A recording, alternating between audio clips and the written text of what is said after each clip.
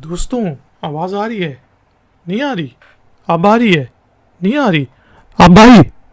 दोस्तों, आपको वेलकम कहता हूँ ifactioner.com के लर्निंग वीडियो ट्यूटोरियल्स में। आज के वीडियो ट्यूटोरियल में हम इंग्लिश के वर्ड बीन BEAN बीन के मीनिंग को हिंदी और उर्दू में समझेंगे। फिर वर्ड बीन को यूज़ करते हुए कुछ सेंटेंसेस बनाएंगे और उनकी ट्रांसलेशन करेंगे हिंदी और उर्दू में। तो शुरू करते हैं जी आज का वीडियो ट्यूटोरियल।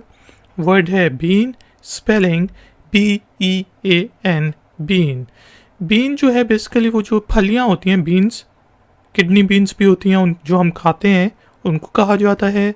यहाँ पे हमने एग्जाम्पल सेंटेंस बनाया, आई लव बीन्स, कि मुझे फलियाँ खानी, बीन्स खानी पसंद हैं।